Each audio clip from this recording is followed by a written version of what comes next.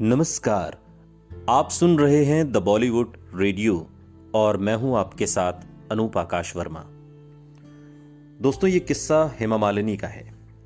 हेमा मालिनी भाग्यशाली थी कि जॉनी मेरा नाम साल 1970 से शुरू होके अंदाज, सीता और गीता, जुगनू, हाथ की सफाई, प्रेम नगर, धर्मात्मा और शोले, महबूबा आजाद और त्रिशूल लगातार हर वर्ष सुपरहिट फिल्में थी।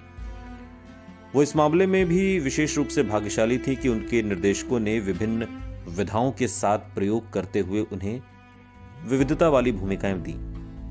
जहां प्यार मिले में वो दब्बू और शर्मीली थीं, तो वारिस में शैतानी वाली भूमिका मिली। अभिनेत्री में रोमानी भूमिका थी, तो आंसू और मुस्कान में भय से सहमी हुई। तुम हंसी मैं जवां में वो एक अल्हड़ लड़की बनी और हर दशक में उन्हें ऐसे शानदार प्रोजेक्ट मिले जिनकी वजह से वो स्टारडम की कई सीढ़ियां एक साथ चढ़कर एक नई ऊंचाई पर पहुंचती गईं।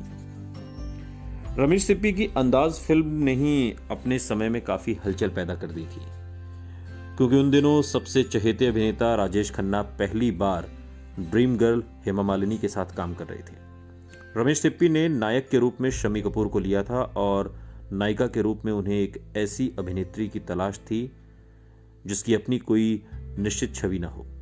हेमा के अंदर इस तरह के खतरे उठाने का विशेष गुण था।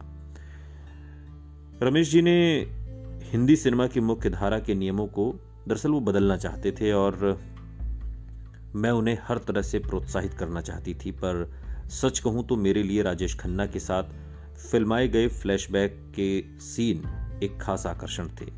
वो सारा प्रकरण काफी ऊर्जा से भरा हुआ था और बेहतरीन ढंग से फिल्माया गया था, खासकर वो दुर्घटना वाला दृश्य। राजेश खन्ना की सुपरस्टार वाली छवि ने इसमें सोने पर सुहागा जैसा असर डाला था। ये बात हेमा मालिनी ने जोर देकर कही थी। कहते हैं कि जब फिल्मकार एफ.सी. मेहरा लाल पत्थर फिल्म के लिए अभिनेताओं का चयन कर रहे थे, तो दूसरी औरत वाली भूमिका के लिए उनकी पहली पसंद वैजंतीमाला थी। लेकिन फिल्म के नायक राजकुमार की रिक्वेस्ट थी कि हेमा मालिनी को लिया जाना चाहिए। मेरा साहब को पक्का भरोसा नहीं हो पा रहा था कि हेमा, जो अब भी एक नई कलाकार ही थी, इस तरह की जटिल किरदार निभा पाएंगी। लेकिन राजकुमार अपनी बात पर अड़े रहे और आखिर में मेहरा जी ने हेमा से संपर्क किया तो उनके आसपास के लोगों ने हेमा के कान भरने शुरू कर दिए। उनका कहना था कि राखी, जो इस फिल्म के हीरो की पत्नी की भूमिका में साइन की गई थी, के विपरीत एक नेगेटिव भूमिका स्वीकार करना गलत होगा। राजकुमार को पहले से आशंका थी कि हेमा को भ्रमित किया जा सकता है और उन्होंने हेमा से निजी मुलाकात की और उन्हें ये भूमिका करने के लिए एक तरीके से मना लिया। वो उस समय के एक बड़े सितारे थे और मैं एक नई कलाकार थी, पर उन्होंने मेरे पास आकर मुझे इस भूमिका के महत्व को समझाने का प्रयास किया। उन्होंने मुझे उत्तम कुमार, सुप्रिया देवी अभिनीत मूल रूप से बांग्ला फिल्म लाल पत्थर को देखने और उसके बाद ही कोई फैसला लेने की सलाह दी और मैंने ऐसा ही किया। फिर मुझे किसी तरह की सलाह की आवश्यकता नहीं थी और मैंने ये भूमिका स्वीकार करने का मन बना लिया था।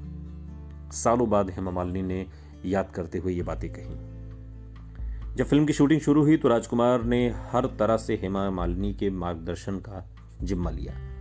वो हर वक्त मेरे इस काम को देखते रहते थे और मुझे बताते कि मैं कहाँ और क्या गलत कर रही हूँ। मैं उनके सुझावों के लिए उनका शुक्रिया अदा करती हूँ। हेमा इस बात को आज भी बड़ी ही कृतज्ञता के साथ कहती हैं। जैसे जैसे शूटिंग आगे बढ़ी, फिल्म के निर्देशक सुनील मजूमदार भी इस बात को मान गए कि हेमा ही इस भूमिका के लिए सही पसंद थी। वो चाहते थे कि ये पात्र कला के सभी नवरसों को अभिव्यक्त करे और हेमा का एक कुशल नर्तकी होना इसमें सहायक सिद्ध हो रहा था। इस फिल्म में मेरा सबसे प्रिय दृश्य वो है जिसमें मैं रोष और ईर्ष्या से भरे बाग के पीछे खड़ी हूं। इस फिल्म के लिए ही मुझे अपने सहकर्मियों से सर्वाधिक प्रशंसा मिली। मेरे कई सह अभिनेताओं ने तो मेरे प्रदर्शन की प्रशंसा करते हुए मेरे पास बधाई संदेश भी भेजे और मैं इसकी वजह काफी अच्छा अनुभव करती हूँ। इस वजह से ये कितने आश्चर्य की बात है कि इस फिल्म के बाद आई अनेक फिल्मों में मुझे दोबारा इतनी जटिल और जोशीली भूमिका करने को नहीं मिली।